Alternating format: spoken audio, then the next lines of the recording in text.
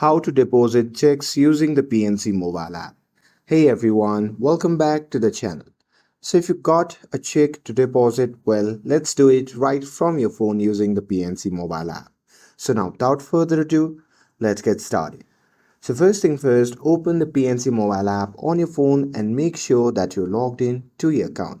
And now here, once you're inside the app, from the bottom menu you can just tap deposit, and after that you simply have to select the account to deposit into and then take a photo of the front and back of your endorsed check, and there make sure that the back is signed and says for mobile deposit at PNC only.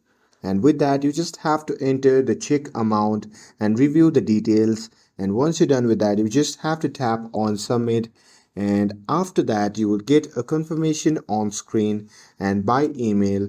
So you just have to hold on to the paper check for at least a few days just in case. And that's it. That's how you can deposit a check with your phone on the PNC mobile app.